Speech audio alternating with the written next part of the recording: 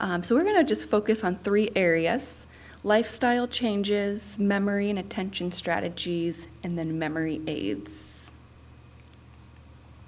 So lifestyle changes, 2 helpful areas that can help is maintaining a daily routine and time management skills. And with I think it's important to note with daily routines, I think, when a patient is going through cancer treatment, their whole routine from before has been taken away.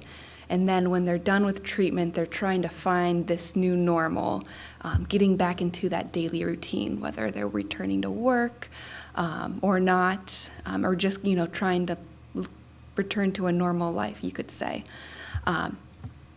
So I think it's really important to address daily routine. It doesn't necessarily mean that every single day has to be the exact same. That's not exactly realistic. But here are just a few strategies. Keeping a regular sleep schedule, so that could include going to bed at the same time every night. Having a night routine, you could say. Maybe even to brushing your teeth, maybe reading before bed, turning the TV off an hour before you go to bed. And kind of keeping it consistent is very helpful. So consistency is huge in trying to recover back that daily routine. And then routine daily activities. And these could be planned maybe the night before or maybe a week before, and taking a calendar and writing down all the important things you have to get done, and then kind of sticking to that.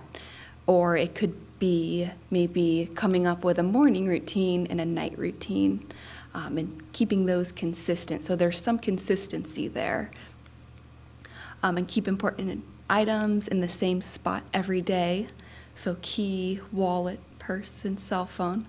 I also think as far as important events that you have to do on the same day. So paying the bills could be something that's picking a day of the month, and maybe it's the first Monday of the month you pay the bills, or whenever they're due, you come up with that strategy. It can be very helpful. So time management skills, which kind of brings me back to daily routine, very important in maintaining a daily routine. So this planning daily, weekly schedules ahead of time, that to-do list, and kind of back when we talked about fatigue, planning in those rest breaks, resting times throughout your schedule. And then estimating how long a given activity will take. I think that's important as far as back to if, one task is you're losing concentration with, or, you're going to be distracted, finding a time of day where maybe you have the most energy to do that task. So maybe in the morning you feel you have the most mental energy. So maybe that's the time to do budgeting. Or maybe that's the time you have the most physical energy. So that could be like a home management task, maybe cleaning or laundry, or maybe making that time to do an exercise. And then prioritize activities. So what is essential?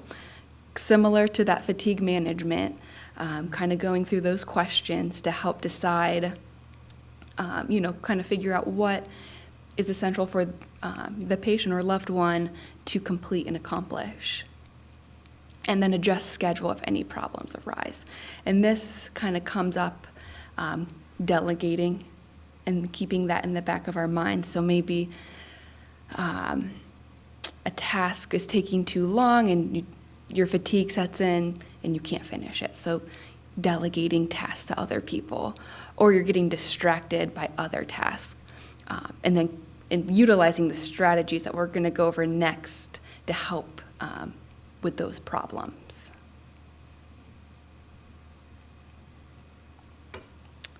Okay, so memory and attention strategies.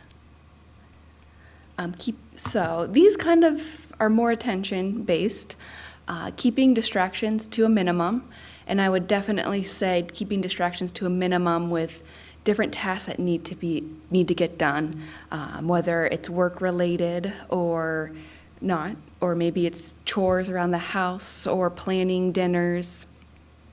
Really taking time to get rid of distractions so you can focus on that task.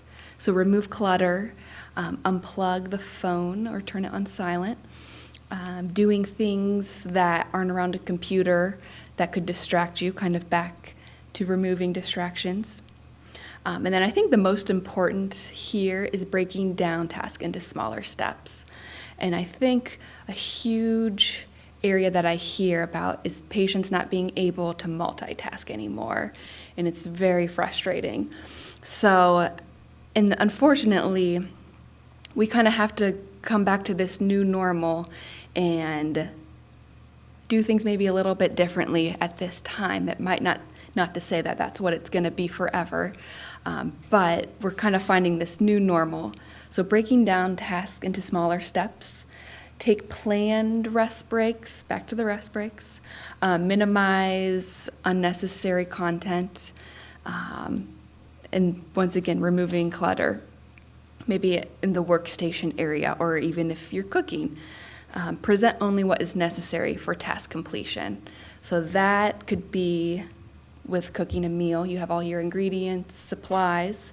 It could be performing work tasks, email, removing clutter around the workstation as well.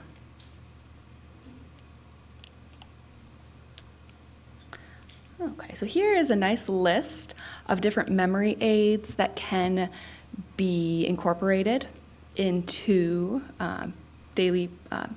your daily routine. And these they're considered external memory strategies. It's something external that you use.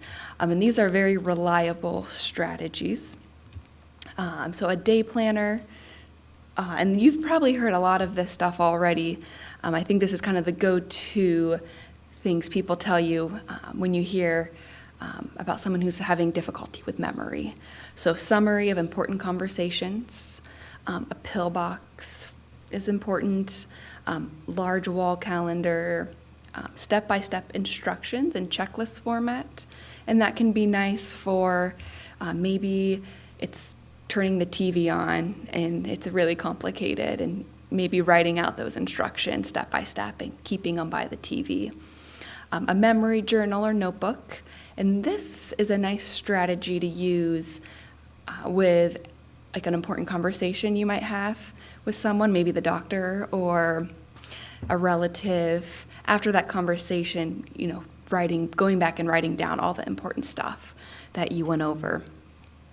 A recorder is another good resource as well for important conversations, just so you get all that information down. I've had patients use it in staff meetings, if they're taking notes, if they can record the staff meeting and then go back and then take notes at a slower pace, that's going to help them be more successful. A kitchen timer is a big one, definitely for cooking.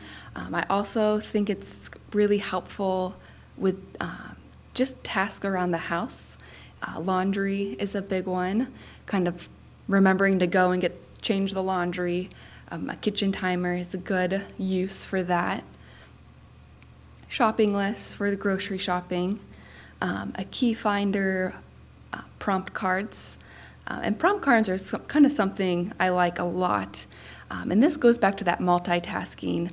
When multitasking becomes difficult, one strategy to help with that is using prompt cards. So an example would be if you're doing a task at home and the doorbell rings and you go to answer the door, and then let's say it's the mailman, you get the mail and you come back and you kind of forget what you were doing or where you were. So prompt cards can be used to write down that last thing you were doing before you switch tasks. It could be used too if you're doing a task and it's taking a long time and getting distracted. You're writing down what you last did and what the next step is, and then maybe leaving that task and going to the next one. And then a filing system for important documents, mail. I think a huge thing that's is so important and helpful is just being organized. And a lot of these strategies are organizational strategies as well. Okay, so the last thing we'll go over for memory are just different cell phone applications. And then this, depending on tech skills, there are some really good apps out there. There's an app for everything that are helpful with memory. So I'll just go over these quickly. Money Lover is a budgeting app that helps. It hooks up to your bank account and it helps keep track of budgets when bills are due. And these are all free apps as well. And it gives you reminders as well. So it's a nice tool to use. Reminders is it's an iPhone app. And that one is pretty straightforward. You write down the task, give it a time to go off, the alarm goes off, and it appears on the screen. And the nice thing about this one is if you go to check your phone and you do something else on your phone and forget about it, it'll reappear on the screen when the phone is turned off. And sometimes that is not the case with other reminders. Google Maps for directions, if getting lost becomes an issue or forgetting where you're going.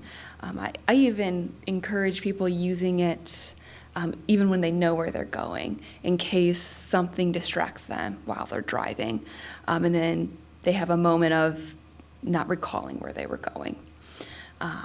Bill Watch is another budgeting app. You can hook it up. I think you have to do a little bit more programming when bills are due, but it'll give you reminders. And then Pill Alert is another one that helps kind of remind you when to take your pills. And that's a nice one as well. And then the last one, Story Creator, that is basically, it helps with sequencing. So if there's a task that is like the remote control, if you're having difficulty remembering what the buttons are to operate the TV, if it's a complicated TV, or maybe it's making a group email for work, you can take pictures of each step of the task, and then it saves it into like a book. And then when you need to kind of remind yourself, how to do that step, you can just go and swipe through the pictures, kind of a step-by-step checklist in picture format. So once again, if you're a visual learner, it's really nice. Or if the checklist is just as helpful, they're both kind of doing the same thing.